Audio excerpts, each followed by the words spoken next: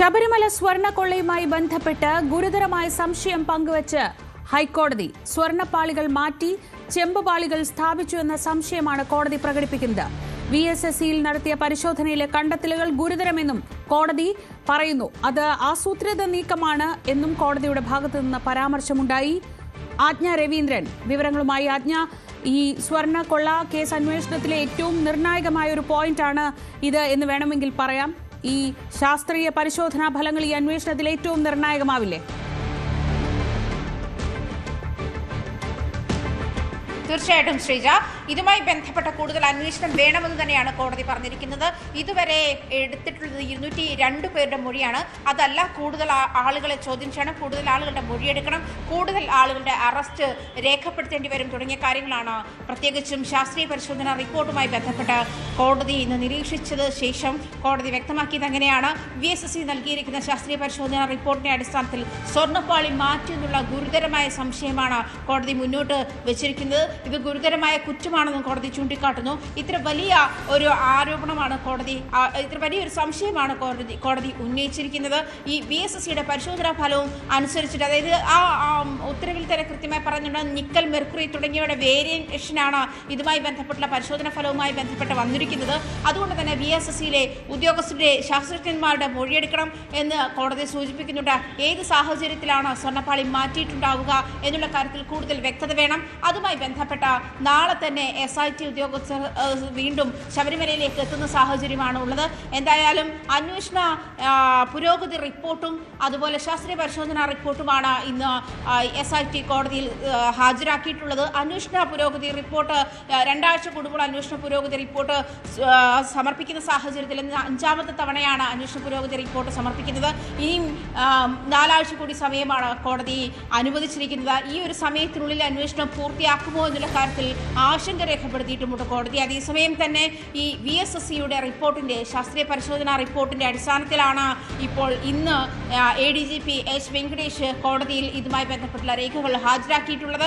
കോടതിയെ സംബന്ധിച്ചിട്ട് കോടതി പറയുന്നത് കൃത്യമായി പറയുമ്പോൾ ഇതിലെ സാങ്കേതിക വശങ്ങളും സാങ്കേതിക വിവരങ്ങളും പുറത്തുവിടാൻ കഴിയില്ല. ശാസ്ത്രീയ പരിശോധനാ റിപ്പോർട്ടിന്റെ കൂടുതൽ വിവരങ്ങൾ നിലവിൽ പുറത്തുവിടാനുള്ള സാഹചര്യമില്ല എന്ന് തന്നെയാണ്. അത് വളരെ രഹസ്യമായി സൂക്ഷിക്കണമെന്നും കോടതി അന്വേഷണ ഉദ്യോഗസ്ഥർക്ക് നിർദ്ദേശം നൽകിയിട്ടുണ്ട്.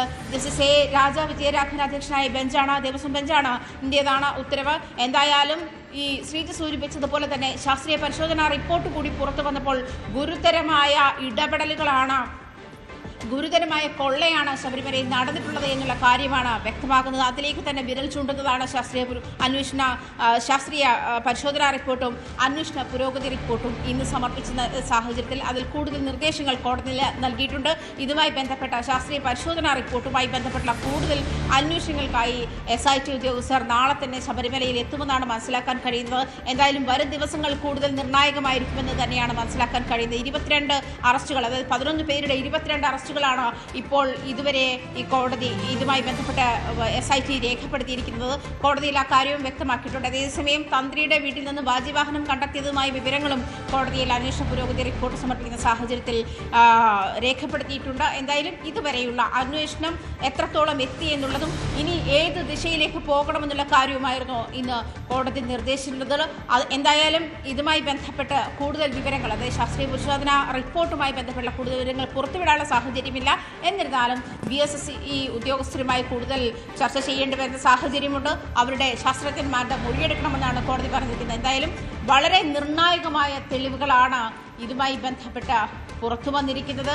നടന്നിരിക്കുന്നത് വലിയ കൊള്ളയാണ് എന്നുള്ള കാര്യമാണ് വ്യക്തമായിരിക്കുന്നത്. അതായത് നിലവിൽ രേഖപ്പെടുത്തിയിരിക്കുന്ന 74 പവൻ സ്വർണ്ണമല്ല ശബരിമലയിൽ നിന്നും പോയിട്ടുള്ളത്, കൊള്ള നടത്തിയിട്ടുള്ളത് എന്നുള്ള കാര്യത്തിലും കൂടുതൽ വ്യക്തത വരുന്നുണ്ട്.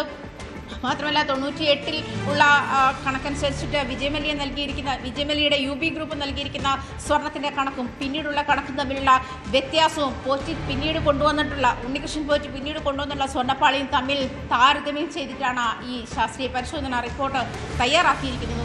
വലിയ വീഴ്ചയാണ്, അല്ലെങ്കിൽ വലിയ കൊള്ളയാണ് നടന്നിട്ടുള്ളത് എന്നുള്ള റിപ്പോർട്ട് തന്നെയാണ് കോടതിയിൽ ഹാജരാക്കിയിരിക്കുന്നത്. എന്തായാലും അതിൻ്റെ സാങ്കേതിക വിവരങ്ങൾ പുറത്തുവിടാൻ തൽക്കാലം കോടതി തയ്യാറല്ല. അത് പുറത്തുവിടരുത് എന്നുള്ള നിർദ്ദേശമാണ് SIT ഉദ്യോഗസ്ഥർക്ക് നൽകിയിരിക്കുന്നത്. ശ്രീജ, ഈ ഇതുമായി ബന്ധപ്പെട്ട് ഇനി കോടതിയെ സംബന്ധിച്ച് ഏറ്റവും പ്രധാനമായി അറിയേണ്ടത് ഈ പരിശോധിച്ച ശാസ്ത്രജ്ഞന്മാരുടെ ഭാഗത്തു നിന്നുള്ള കൂടുതൽ വിവരങ്ങൾ, ഒരുപക്ഷെ അവരെ കൂടി സാക്ഷി പട്ടികയിലേക്ക് കൊണ്ടുവരാനൊക്കെയുള്ള നീക്കം അങ്ങനെ ഉണ്ടാവുമോ ആജ്ഞ? തീർച്ചയായിട്ടും ശ്രീജ, കാരണം ഇനി ഇതുമായി ബന്ധപ്പെട്ടിട്ട് നമ്മൾ നേരത്തെ സൂചിപ്പിച്ചതുപോലെ സ്വർണ്ണപ്പാളി മാറ്റിയിട്ടുണ്ട് എന്നുള്ള സംശയമാണ് പ്രധാനമായും കോടതി ഉന്നയിക്കുന്നത്. ഇതിൽ കെമിക്കൽ സബ്സ്റ്റൻസിൻ്റെ, അതായത് രാസമാറ്റമുണ്ടാക്കുന്ന സബ്സ്റ്റൻസിൻ്റെ സാമീപ്യമാണ്. അതായത് നിക്കൽ, മെർക്കുറി തുടങ്ങിയ ഈ മൂലകങ്ങളുടെ മാറ്റമാണ് അത് കോടതി പ്രധാനമായും നിരീക്ഷിച്ചതും അതിലാണ് വ്യക്തത വന്നിരിക്കുന്നതും. അതുകൊണ്ട് തന്നെ ഇതിന് കൃത്യമായ ശാസ്ത്രീയമായിട്ടുള്ള അവഗാഹമുള്ള ആളുകളുടെ ഒരു ഗൈഡൻസ് വേണം ഈ വിഷയത്തിൽ. അതുമായി ബന്ധപ്പെട്ട് തന്നെ ഈ VSSCയിലെ ശാസ്ത്രജ്ഞന്മാരുടെ മൊഴിയെടുക്കാനുള്ള നീക്കത്തിൽ തന്നെ മൊഴിയെടുക്കണമെന്ന് തന്നെയാണ് കോടതി പറഞ്ഞിരിക്കുന്നത്. എന്തായാലും നാളെ ഇതുമായി ബന്ധപ്പെട്ടുള്ള കൂടുതൽ പരിശോധനകൾക്കായി SIT സംഘം ശബരിമലയിൽ എത്തുമെന്നാണ് മനസ്സിലാക്കാൻ കഴിയുന്നത്. അതുമാത്രമല്ല, ഈ VSSC ഉദ്യോഗസ്ഥരുടെ ഈ ശാസ്ത്രീയ പരിശോധനാ ഫലം തയ്യാറാക്കിയിട്ടുള്ള ശാസ്ത്രജ്ഞന്മാരുടെ മൊഴിയെടുക്കണം. അവരുടെ മൊഴി കൂടി രേഖപ്പെടുത്തിയ ശേഷമായിരിക്കും, അവരെ കൂടി സാക്ഷികളാക്കിയ ശേഷമായിരിക്കും. നിലവിൽ 202 സാക്ഷികളാണ് കേസുമായി ബന്ധപ്പെട്ടുള്ളത്. അവരെ കൂടി സാക്ഷി പട്ടികയിൽ ഉൾപ്പെടുത്തിയായിരിക്കും ഒരു പക്ഷേ കേസിന്റെ മുന്നോട്ട് പോക്കുണ്ടാവുക. അത് വരും ദിവസങ്ങളിൽ നമുക്ക് അറിയാൻ കഴിയും. എന്നിരുന്നാലും ഈ സാങ്കേതികമായി ഇതിന്റെ വിവരങ്ങൾ പുറത്തുവിടാൻ നിവൃത്തിയില്ല.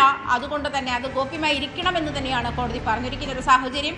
അത്തരം സാഹചര്യത്തിൽ ഈ കൂടുതൽ അന്വേഷണം SIT, സ്വർണ്ണപ്പാളിയുമായി ബന്ധപ്പെട്ട കൂടുതൽ അന്വേഷണം SITയുടെ ഭാഗത്തു നിന്നുണ്ടാകും. അത് വ്യക്തമാക്കാൻ വേണ്ടി ഒരു പക്ഷേ ഈ VSSC ഉദ്യോഗസ്ഥരുടെ സഹായത്തോടു കൂടി തന്നെയായിരിക്കും ഇനിയും ശബരിമലയിലുള്ള പരിശോധനകൾ നടക്കുക എന്നാണ് മനസ്സിലാക്കാൻ കഴിയുന്നത്. ശ്രീജ, ശരി. VSSCയുടെ അന്വേഷണ റിപ്പോർട്ട് കഴിഞ്ഞ ദിവസം SIT ഹൈക്കോടതിയിൽ സമർപ്പിച്ചിരുന്നു. ആ VSSCയിൽ നടത്തിയ പരിശോധനയിലെ കണ്ടെത്തലുകൾ ഗുരുതരമാണ് എന്നാണ് കോടതിയുടെ നിരീക്ഷണം. ഏറ്റവും പ്രധാനപ്പെട്ട പോയിന്റ്, ഇതൊരു ആസൂത്രിത നീക്കമാണ് എന്ന് ഹൈക്കോടതി സംശയിക്കുന്നു. ആശങ്കകളുണ്ട്. അത് ഈ റിപ്പോർട്ട് പരിശോധിക്കുമ്പോൾ പ്രഥമ ദൃഷ്ട്യാ തന്നെ അത്തരം ആശങ്കകളുണ്ട്. എന്നാൽ അതേസമയം ഈ റിപ്പോർട്ടുമായി ബന്ധപ്പെട്ട സാങ്കേതിക വിവരങ്ങൾ ഇപ്പോൾ പുറത്തുവിടാനാവില്ല. ഇനി VSSCയിൽ ഈ പരിശോധന നടത്തിയ വിദഗ്ധരുടെ മൊഴി രേഖപ്പെടുത്തണം എന്നതാണ് കോടതി എടുത്തിട്ടുള്ള നിലപാട്. കൂടുതൽ പ്രതികളെ അറസ്റ്റ് ചെയ്യണം. ശാസ്ത്രീയമായ പരിശോധനയുടെ വിശദമായ വിവരങ്ങൾ തൽക്കാലം പുറത്തുവിടില്ല എന്നും കോടതി നിലപാടെടുത്തിരിക്കുന്നു. SITക്കും ഇക്കാര്യത്തിൽ കോടതി പ്രത്യേകം നിർദ്ദേശം നൽകിയിട്ടുണ്ട്. ആസൂത്രിത നീക്കത്തിലൂടെയാണോ ഇവിടെ ഇത്രയും നാൾ നമ്മൾ ചർച്ച ചെയ്തുകൊണ്ടിരുന്ന അവിടുത്തെ സ്വർണ്ണപ്പാളി എങ്ങനെയാണ് ചെമ്പുപാളിയായത് എന്നതാണ്. അതിനു പിന്നിൽ ഒരു ആസൂത്രിത നീക്കമുണ്ടോ? ആ പ്രധാനപ്പെട്ട ചോദ്യത്തിലേക്ക് കോടതിയും എത്തിച്ചേർന്നിരിക്കുകയാണ്. ആജ്ഞ രവീന്ദ്രനാണ് വിവരങ്ങൾ നൽകിയത്. ശബരിമല സ്വർണ്ണക്കൊള്ളയിൽ റിമാൻഡിൽ കഴിയുന്ന ഉണ്ണികൃഷ്ണൻ പോറ്റിയുടെ ജാമ്യാപേക്ഷയിൽ നാളെ വിധി പറയും. കൊല്ലം വിജിലൻസ് കോടതിയാണ് വിധി പറയുക. അറസ്റ്റിലായി 90 ദിവസം കഴിഞ്ഞു എന്ന് ചൂണ്ടിക്കാണിച്ചാണ് ഹർജി നൽകിയത്. കൂടുതൽ വാർത്തകൾക്ക് News 18 Kerala YouTube channel subscribe ചെയ്യുക.